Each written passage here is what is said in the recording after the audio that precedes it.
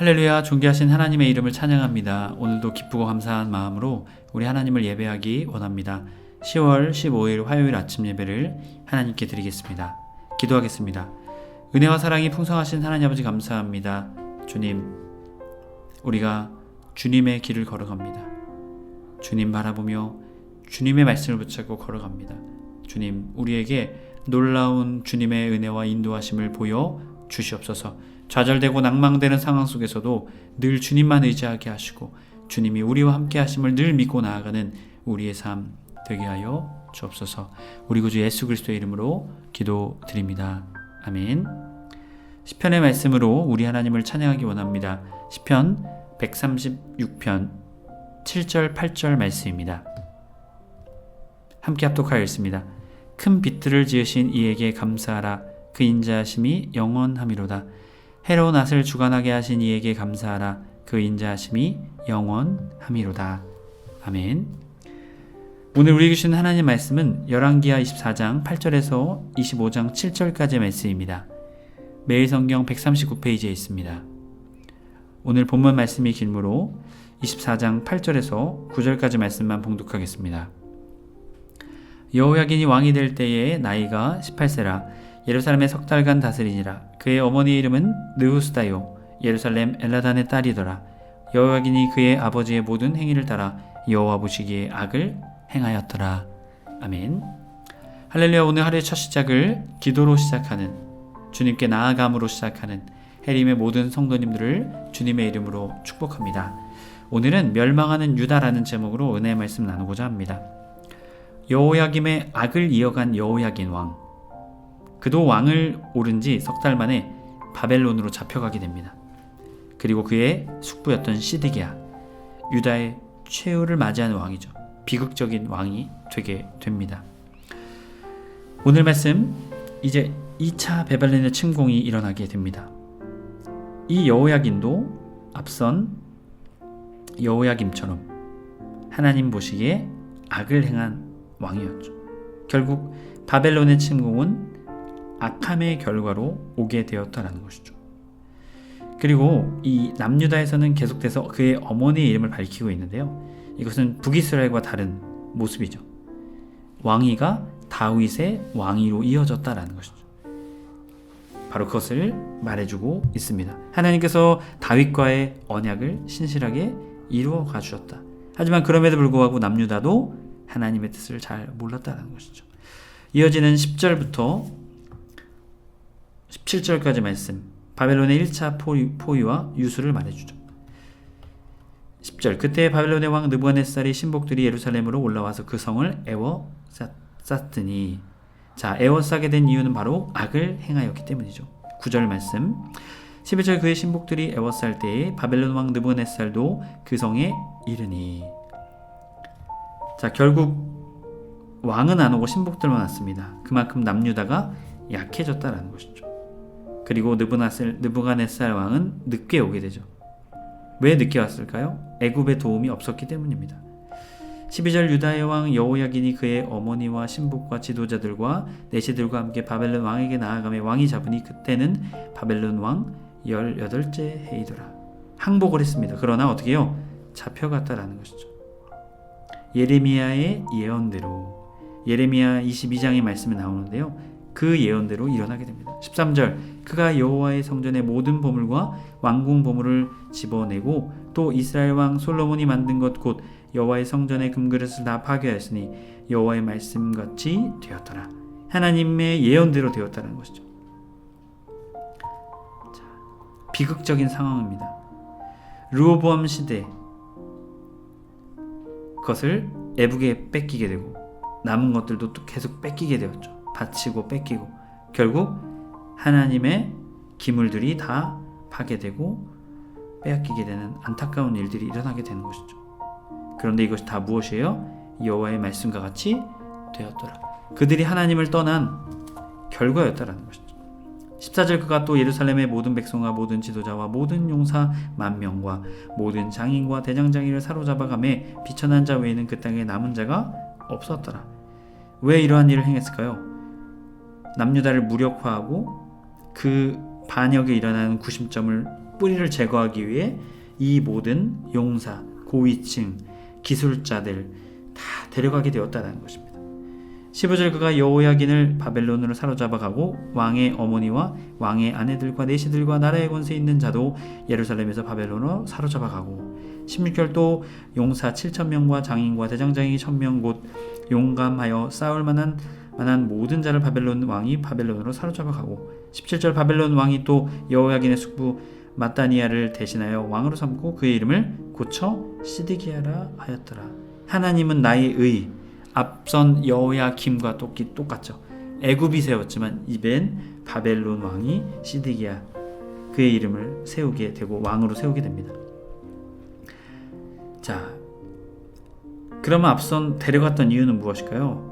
이 왕족들과 왕 데려갔던 이유는요, 반란을 방지하고 제국의 영토를 개발하기 위해서입니다. 전쟁을 해서 많은 땅을 취하기 때문에 개간되지 않는 곳으로 이주시켰던 것이죠. 결국 광활한 영토를 황무지를 개간해서 이 제국을 더 강력하게 하기 위해서 이 포로로 잡힌 사람들을 데려가게 되었던 것입니다.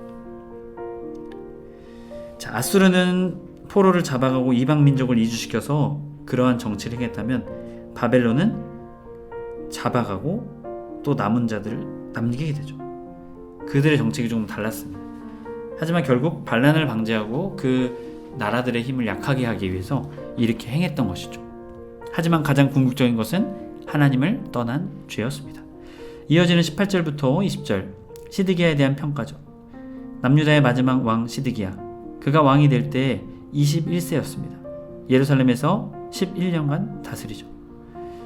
19절 여호야김의 모든 행위를 따라 여호와 보시기에 악을 행한지라. 결국 이것은 4차 침공을 불러오게 됩니다. 바벨론을 배반하게 되는 것이죠. 20절 여호와께서 예루살렘과 유다를 진노하심을 그들을 그 앞에 쫓아내실 때까지 이르렀더라. 시드기야가 바벨론 왕을 배반하니라. 예레미야를 통해서 바벨론을 의지할 것을 말씀하셨지만 계속해서 친애굽 정책을 펴게 되죠. 하나님의 말씀을 듣지 않았던 것입니다. 결국 하나님의 징계, 그들의 목합전에 이르게 되는 것이죠. 25장 1절부터 7절 바벨론의 2차 포위와 시드기야의 비극을 말해주죠. 시드기야 제9년 열째 달 10일에 바벨론 왕 느부갓네살이 그의 모든 군대를 거느리고 예루살렘에 치러 올라와서 그 성에 대하여 진치고 주위에 토성을 쌓음에 포위에서 토성을 쌓고 전쟁의 우위를 점하기 위해서 이러한 일을 행했습니다. 2절 그 성이 시드기야 왕 제11년까지 포위되었더라. 그해 넷째 달 9일에 성중에 기근이 심하여 그 땅 백성의 양식이 떨어졌더라. 그 성벽이 파괴됨에 모든 군사가 밤중에 두 성벽 사이 왕의 동산 견문길로 도망하여 갈대아인들이 그 성읍을 에워쌌으므로 그가 아라바 길로 가더니, 자, 북쪽이 무너지자 남쪽으로 도망간 것입니다. 그리고 이 포위가 기간이 길어지니 그 안에 식량난이나 아주 극심한 상태에 다다르게 된 것이죠. 그리고 이것은 한편으로는 포위하는 군사들의 마음에도 힘든 것입니다. 그랬기 때문에 이때 성벽이 무너지게 될 때는요, 정말 아주 끔찍한 광경들이 벌어지게 되는 것이죠. 아주 그 하나님의 징계와 심판이 극심했다라는 것을 말해줍니다. 하지만 시드기야는 도망을 치게 됩니다. 5절 갈대아 군대가 그 왕을 뒤쫓아가서 여리고 평지에 그를 따라잡음에 왕의 모든 군대가 그를 떠나 흩어진지라. 싸울 의지가 없이 다 도망쳤다라는 것이죠. 6절 그들이 왕을 사로잡아 그를 리블라에 있는 바벨론 왕에게로 끌고 가매. 자, 레바논에 있는 곳인데요. 리블라, 바로 그곳에도 반란이 일어났는데 바벨론 왕이 그곳을 어떻게 해요? 제압하러 간 것이죠. 근데 그곳으로 시드기야를 데리고 왔다는 것이죠. 그리고 신문을 합니다. 반역에 대한 신문을 한 것입니다. 7절 그들이 시드기야의 아들들의 그의 눈앞에서 죽이고 시드기야의 두 눈을 빼고 녹사슬로 그를 결박하여 바벨론으로 끌려갔고. 자, 하나님의 언약을 어긴 자의 최후의 모습, 아니 바벨론 왕과의 맺었던 언약을 어긴 자의 최후의 모습을 보여주죠. 자, 후에 반란 막기 위해 그 아들들을 다 죽이고 끌려가게 됩니다. 중죄인이고 반국가적인 죄를 범죄를 저지른 시드기야를 바벨론 왕은 처단했던 것이죠. 하나님의 성도 여러분, 남유다가 망했던 이유는 무엇입니까? 그들이 하나님의 말씀을 따르지 않았기 때문입니다. 이렇게 끔찍하고 무서운 일들이 일어났던 이유는 무엇입니까? 하나님을 버렸기 때문이었습니다. 하나님의 성도 여러분, 죄의 삭은 사망입니다. 우리의 삶의 끔찍한 일, 그것은 하나님을 떠났을 때, 하나님을 멀리할 때 일어나는 일입니다. 그렇게 우리는 늘 기억해야 합니다. 우리가 망하는 것은 세상에 있는 물질과 명예와 인맥, 그런 것이 없어서가 아닙니다. 하나님을 떠나게 되면 우리는 멸망하고 죽게 되는 것입니다. 죄 가운데 죽어갈 수밖에 없는 것이죠. 여러분이 늘 그것을 기억하고 늘 하나님만 의지하는, 혹시 죄를 졌더라도, 혹시 하나님의 뜻을 벗어났더라도, 하나님을 멀리할지라도 회개하며 돌이키며 다시금 하나님만 의지하는 저와 여러분의 삶이 될 때 우리의 삶은 멸망하는 삶이 아닌 주님이 우리의 삶을 이끌어 주시는 생명의 삶으로 나아가게 될 줄 믿습니다. 저와 여러분이 그 믿음의 사람 되시길 주님의 이름으로 간절히 축복합니다. 아멘. 기도하겠습니다. 오늘도 살아계셔서 우리와 함께 하신 하나님, 하나님의 그 은혜에 감사를 드립니다. 주님, 유다가 멸망했던 이유 하나님을 떠났기 때문입니다. 끔찍한 일을 경험했던 이유 하나님을 떠났기 때문입니다. 주님, 우리도 하나님을 떠나지 않는 그 믿음의 사람 되게 하여 주옵소서. 무엇이 진정 은혜의 삶이고 축복의 삶인지를 우리가 깨달아 알게 하셔서 늘 하나님과 함께 살아가는 우리의 복된 인생 되게 하여 주옵소서. 우리 구주 예수 그리스도의 이름으로 기도드립니다. 아멘. 주기도문으로 마치고 자유롭게 기도하겠습니다. 하늘에 계신 우리 아버지여, 이름이 거룩히 여김을 받으시오며 나라의 임하옵시며 뜻이 하늘에서 이룬 것 같이 땅에서도 이루어지이다.